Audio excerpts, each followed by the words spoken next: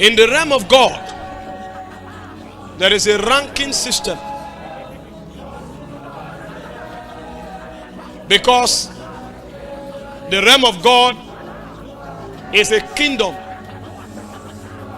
And so when you come into a kingdom, men are profiled and ranked on the strength of the authority they command, to the degree that they are relevant to the king and the extent to which they can advance his purpose. The realm of God is not just a family.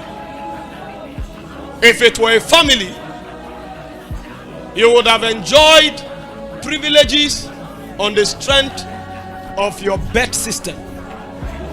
And so the one who comes first would naturally receive an inheritance because of the right of the firstborn. But because the realm of God is not just a family, there are other indices by which God ranks men.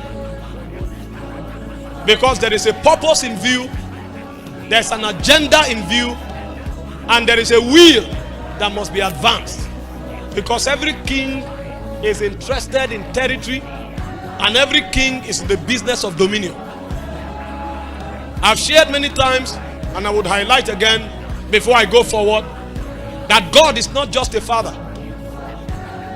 God is also a king, and God is also a judge. The fatherhood of God predisposes him to be benevolent towards you.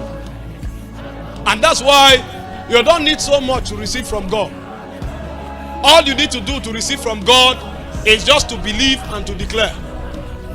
He said, if you will say to this mountain, be thou removed, and you do not doubt in your heart, you will have whatsoever you say. The reason is because the fatherhood of God places an obligation upon him to take care of your needs. That's why I said, as wicked as your earthly parents are, will you ask them for bread and they give you stone? Or will you ask them for fish and they give you a serpent? That means in that realm, the least thing God can do for you is to answer your prayers. But much more than answering your prayer, there is a cadre and a ranking system that you must ascend in, so that you will gain relevance in that realm, because you are dealing in a kingdom. Because when a king begins to interact with his subjects, he doesn't interact with all of them at the same level. He interacts with them on the strength of the authority that they command and the extent to which they advance his purpose. It will be unfortunate for a man or a woman to walk through the face of the earth and only interface with God as a father, receiving things from him just to lavish on his own appetite. When that man or woman crosses the divide of time into the realm of eternity, he or she will discover that life was more than bread and wine.